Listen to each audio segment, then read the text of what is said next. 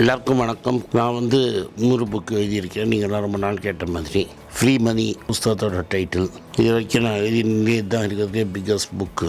இது behaviour, investment and சைக்காலஜியை பற்றி, investment pattern உங்கள் மைண்டால் அஃபெக்ட் ஆகுதுன்னு டீட்டெயில்டாக புக்கு எழுதியிருக்கேன். இதெல்லாம் பற்றி தெரிஞ்சுக்கிறதுக்கும் புக்கை வாங்கிறதுக்கும் கீழே இருக்கிற லிங்கை கிளிக் பண்ணுங்கள். எங்கள் டீம் உங்களை காண்டாக்ட் பண்ணுவாங்க.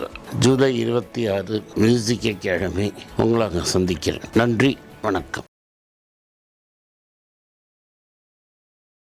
வணக்கம். மீண்டும் மணிப்பேச்சல் உங்களெல்லாம் சந்திப்பதில் எனக்கு மிக்க மகிழ்ச்சி. இன்னைக்கு கோல்டு 70 ரூபாய் எகிரிடுச்சு. 13,220 ரூபா. 24 கேரட் கோல்டு 14,422, 76 ரூபாய் ஏறி இருக்கு. வெள்ளி 240 ருபீஸுக்கு போயிடுச்சு.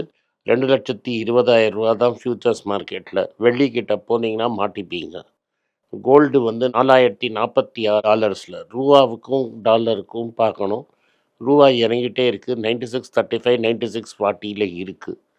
நம்ம $100 பில்லியன் மேலே ஷார்ட் அடித்து வச்சுருக்கோம். அதனால் வீக்காக இருக்கும். ஒரு நாளைக்கு எங்கேயாவது பேராக அரைஞ்சாங்கன்னா மார்க்கெட் அமெரிக்காவில் திரும்பி ரூபா 97 போகிறதுக்கு வாய்ப்பு இருக்குது. கச்சா எண்ணெய் தேல் $88 கிட்ட இருக்குது. 90லேருந்து $2 இறங்கி இருக்குது. இந்தியா க்ரூடுங்கிறது கொஞ்சம் ஜாஸ்தி. ப்ரெஷர் ரொம்ப ஜாஸ்தியாக இருக்கும். நம்மளோட ட்ரேட் டெஃபிசிட்டும் கரண்ட் அக்கௌண்ட் டெஃபிசிட்டும் ப்ராப்ளமில் வரும். அதனால் ரூபா ப்ரெஷரில் தான் இருக்கும். இதனால் இன்றைக்கி நிஃப்டி 50 பாயிண்ட்டு கிட்ட அடி, 46 47 பாயிண்ட்டோ அடி. பேங்க் நிஃப்டி 110 பாயிண்ட் அடி. மெட்டல் 0.3 ஏறி இருக்குது. ஐடி அப்படியே பாட்டம்லேயே நிற்குது 0.2, எஃப்எம்சிஜி 0.2, ஆட்டோ 0.1, ஃபார்மா -0.1. இதுதான் இன்றைக்கி செய்தி. இன்றைக்கி நம்மளுக்கு நற்செய்தி. மணப்புரம் 5% கிட்ட கில்லி மாதிரி எகிரிடுச்சு. விழுந்துருன்னு பல பேர் நினச்சாங்க. ஆனால் அப்படியே செக்கும்பாக நிற்குது. மணப்புரம் வர காலத்தில் சூப்பராக பண்ணும். ஏன்னா 55% இருந்த கோல்டு லோன் 85% ஆயிடுச்சு. Muthoot 96% gold loan. இதுவும் 96% கோல்டு லோன் 3 குவார்ட்டரில் போகும். 3 குவார்ட்டரில் கோல்டு லோன் 96% கிட்ட போச்சுன்னா முத்தூட்டோட வேல்யூவேஷன்ஸ் இதுக்கும் வரும். இதுக்கு ஒரு சின்ன அப்சைடு இருக்க வாய்ப்பு இருக்குது. தங்கமயில் 1% மேலே ஏறி இருக்குது. இண்டஸ்இண்ட் பேங்க்கு 2.5% ஏறி இருக்குது. Tech Mahindra 0.06%, Tata motor commercial 0.8%, Muthoot finance 3.27, Tamil Nadu mercantile bank 1.17 and nearly ஒரு 1.2% ப்ளஸில் கல்யாண் ஜுவல்லர்ஸ் க்ளோஸ் ஆகிருக்கு. கோல்ட்மேன் சாக்ஸ் என்ன சொல்கிறாங்கன்னா, இந்த ஹோமூர்ஸ் இப்படியே நிறுத்தி வச்சுருந்தாங்கன்னா $100 $120 வரைக்கும் போகும். ஆனால் எப்போ $120 போகும்னா Q4 2026. அது வரைக்கும்லாம் போகாது. ஆனால் இப்போதைக்கு $80 கிளியராக தாங்கும். அதாவது July, August, September, October, November, December வரைக்கும் $80 இருக்கும், $85 இருக்குங்கிறாங்க. அது நம்ம ஊரில் ஒரு பெரிய ப்ராப்ளமாக இருக்கும். இந்த ப்ராப்ளம் சால்வ் ஆகாதுன்னு அவங்க நினைக்கிறாங்க. நானும் ரைட்டு. ஏன்னா அமெரிக்கா போரை ஆரம்பிச்சிட்டாங்க. போர் ஆரம்பித்ததை எப்படி முடிக்கணும்னு தெரில. ஈரானும் சரண்டர் ஆக மாட்டேங்கிறான். ஈரானில் ரெஜிம் சேஞ்ச் வர மாதிரி நம்மளுக்கு தெரியல. அமெரிக்கா ஃபீல்டில் ஆளை குதிக்கிறதுக்கும் ரெடி இல்லை. அதனால் இந்த போர் இப்படியே நீடிக்கும் அப்படின்னு அவங்க நினைக்கிறாங்க.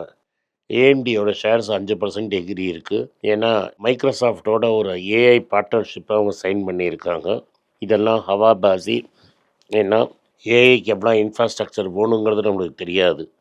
ஏன்னா இப்போதைக்கு என்னை பொறுத்த வரைக்கும் ப்ராப்ளம்னா, இப்போவே எங்கள்கிட்ட இடம் இல்லை, இடம் ஜாஸ்தி இருக்குது, யார் வேணால் வாடகைக்கு வாங்கிக்கலாம்னு இது மெட்டா சொல்கிறாங்க. அதனால் இது ஒரு temporary idea. Microsoft GPU, CPU, networking software, next generation AI workload manage பண்ணுறதுக்கெல்லாம் ஏஎம்டிகிட்ட வாங்க போகிறேன்னு சொல்கிறாங்க. யூஎஸ் என்ன சொல்கிறாங்கன்னா, கனடா எங்கள் சொன்ன பேச்சு கேட்கல, அதனால் 50% டேரிஃப் ஏற்றுவோங்கிறாங்க. கனடா சும்மா இருக்க மாட்டான், அவனும் திரும்பி டேரிஃப் ஏற்றுவான். கனடாலேருந்து ஆயில், கச்சா எண்ணெய் பைப்லைன் மூலமாக அமெரிக்காவுக்கு வருது. அதுவும் ப்ராப்ளமில் போய் முடியும். நம்மளுக்கு நேரம் சரியில்லை. அதனால் ஆகஸ்ட் 19லேருந்து இது ஆரம்பிக்குங்கிறாங்க. காஸ்பி, அதாவது சவுத் கொரியாவோட இண்டெக்ஸ் இன்றைக்கி 4% ஏறி இருக்குது. ஆனால் இந்த 4% ஏறி பற்றி சந்தோஷப்படாதீங்க. ஏன்னா 35% இறங்கிட்டு அப்புறம் 4% ஏறி இருக்குது. இன்றைக்கும் அது 30% பிலோ தி ஆல் டைம் பீக்காக இருக்குது. அதனால் இந்த சாம்சங்கையும் எஸ்கே ஹைனிக்ஸ் பின்னாடி போகாதீங்க.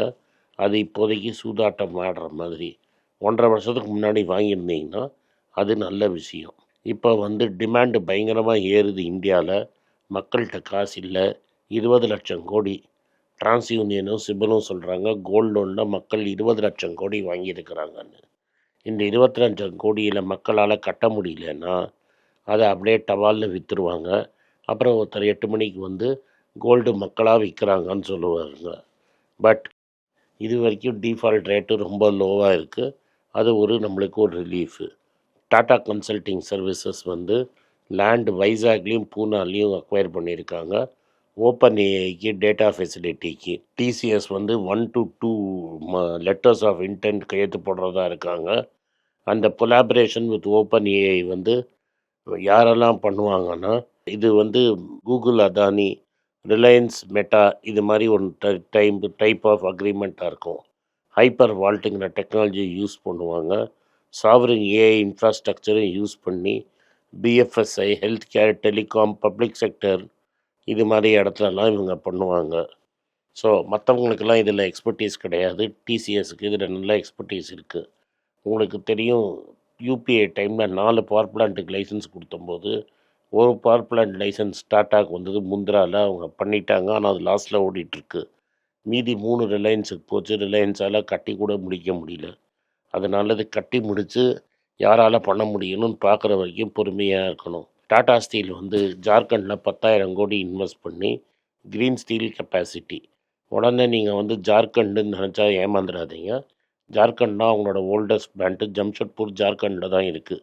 2028க்குள்ளே ஜார்க்கண்டில் 10,000 கோடி இறக்க போகிறாங்க. அதாவது பேசிக்லி ஜம்ஷெட்பூரில் 10,000 கோடி இறக்க போகிறாங்க. இந்த ஆர்டிக்கலில் ஜம்ஷெட்பூருங்கிற பேர் சொல்லலை. பட் பேசிக்லி இது ஜம்ஷெட்பூர் தான்.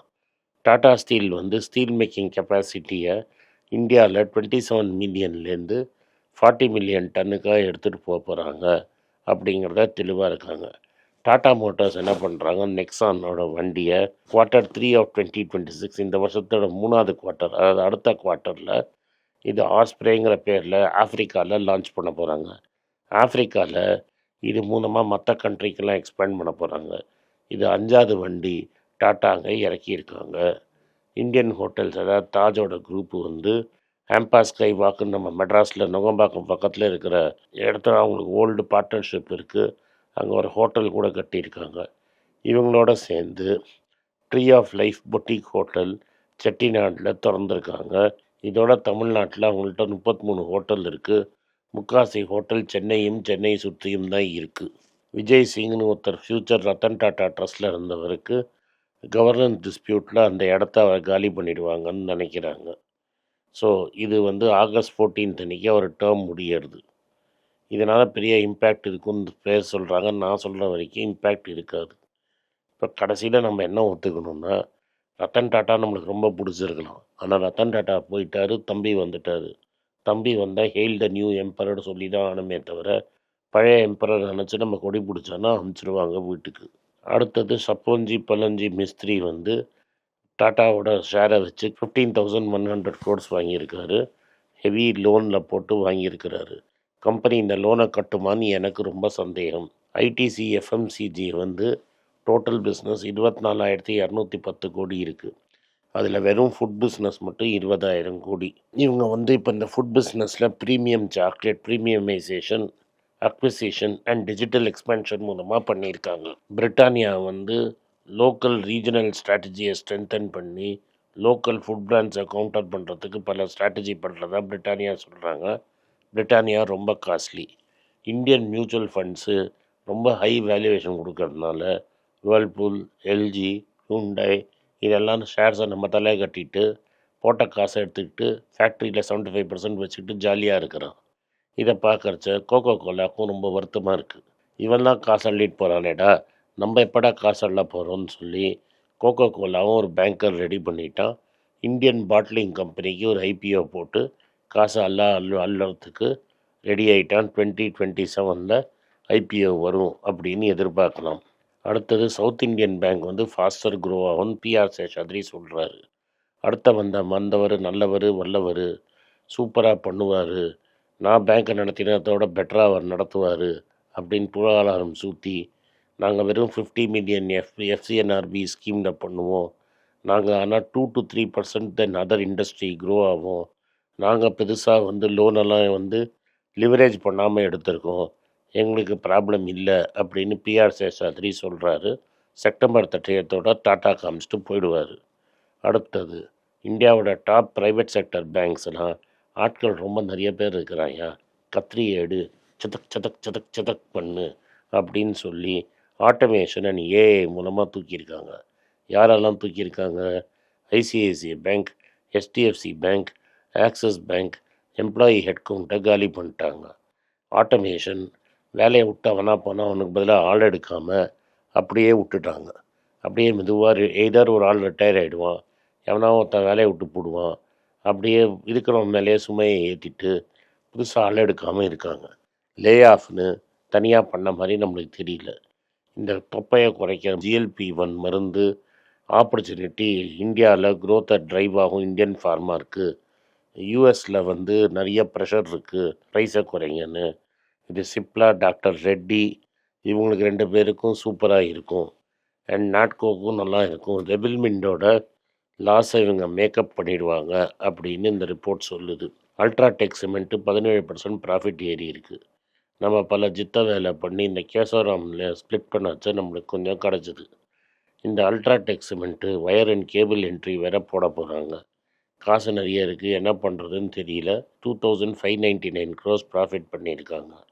எல்என்டிக்கு பல இபிசி ஆர்டர் கிடச்சிருக்குது, ஜிங்க்கு, ஸ்டீலு, மைனிங்கு இந்த மாதிரி ப்ராஜெக்ட்ஸில். அசோக் லைலண்ட் என்ன பண்ணுறாங்க? இன்ஃப்ராஸ்ட்ரக்சர் அண்ட் ரீப்ளேஸ்மெண்ட் டிமாண்டுக்கு வச்சு 2027 ஓட்டலான்னு நினைக்கிறாங்க. மெட்ராஸில் எலக்ட்ரிக் பஸ் ஓட்டுறாங்க, அதில் இனஃப் கிலோமீட்டர் ஓடலைன்னு எம்டிசி பஸ்ஸு 9 கோடி ரூபாய்க்கு நோட்டீஸ் கொடுத்துருக்குறாங்க அசோக் லைலண்டுக்கு. யூஎஸ் கோர்ட் என்ன சொல்லிட்டாங்கன்னா, பேரமவுண்ட்டும் வார்னர் மர்ஜர் பிரதர் டீல்ஸை கொஞ்ச நாளைக்கு நிறுத்தி வைங்க, எனக்கு சில சந்தேகங்கள் இருக்குது, அந்த சந்தேகத்தை தீர்த்துற வரைக்கும் நீங்கள் டீலை க்ளோஸ் பண்ணி வைங்கன்னு. செப்டம்பர் 30 வரைக்கும் ஆகலைன்னா பேரமவுண்ட்டு காசு வெட்டுற மாதிரி ஆகிடும் அப்படிங்கிறாங்க. சிங்கப்பூர் ஏர்லைன்ஸ் என்ன சொல்கிறாங்க? ஏர் இண்டியாவில் இன்னும் காசை போட்டு நாங்கள் ரெடியாக இருக்கிறோம், எங்களுக்கும் அவங்களுக்கும் பல வருஷம் ரிலேஷன்ஷிப்பு, காசை கொட்டி ஏர் இண்டியாவை காப்பாற்றுவோன்னு சொல்லியிருக்கிறாங்க. ஓவராலாக பார்த்தீங்கன்னா மார்க்கெட்டு ரொம்ப ஸ்ட்ராங்காக இருக்குது. நம்ம நினச்ச மாதிரி பஜாஜ், டிவிஎஸ் இவங்க தான் ரிசல்ட்ஸ் இன்றைக்கி வருது. இந்த ரிசல்ட்ஸை நாளைக்கு நம்ம தேர்ந்து பார்ப்போம். இதுதான் இன்றைக்கி முக்கிய செய்திகள். கோல்டோட விலை ரொம்ப ஃப்ளாட்டாக இருக்குது. பட் கச்சா எண்ணெய் ஏறித்துனா கோல்டு இறங்கிறதுக்கு வாய்ப்பு இருக்குது. ரூபாய் இறங்குறது நம்மளுக்கு ஒரு ஆறுதலாக இருக்குது கோல்டு விலையை பொறுத்த வரைக்கும். அதனால் கோல்டு ரொம்ப ஃப்ளாட்டாக இருக்குது. ஆனால் ரூபாங்கிறது சாலிட் ப்ரெஷரில் வரும். இந்த வீடியோ உங்களுக்கு பிடிச்சிருந்ததுன்னா இந்த வீடியோவை லைக் பண்ணுங்கள், எங்கள் சேனலை சப்ஸ்கிரைப் பண்ணுங்கள், பெல் நோட்டிஃபிகேஷன் தட்டுங்க. இந்த வீடியோவை முடிஞ்சால் உங்கள் சொந்தக்காரங்களுக்கும் ஃப்ரெண்ட்ஸுக்கும் அனுப்புங்க, அவங்கள பார்க்க சொல்லுங்கள். நன்றி, வணக்கம். எல்லாருக்கும் வணக்கம். எல்லாருக்கும் ஒரு இம்பார்ட்டண்ட் அறிவிப்பு. நான் யார்ட்டையுமே பணம் வாங்குறது கிடையாது, நான் யாரையும் டைரெக்டாக கன்சல்ட் பண்ணுறது கிடையாது. என் பேரை சொல்லி நிறைய ஸ்கேம் நடக்குது. டெலிகிராம் குரூப், வாட்ஸ்அப் குரூப்னு. எனக்கு இருக்கிற வாட்ஸ்அப் குரூப்லாம் சும்மா இன்ஃபர்மேஷனுக்கு மட்டும்தான். நான் செபி ரிஜிஸ்டர்ட் அட்வைசர் கிடையாது. நான் சேனல் நடத்துறது எஜுகேஷன் பர்பஸ், அதில் ப்ரைஸே பேச மாட்டேன். இதை வாங்கு அதை வித்துருன்னு சொல்லவும் மாட்டேன். என் பேரை சொல்லி பண்ணுறாங்கன்னா ஏமாந்துடாதீங்க.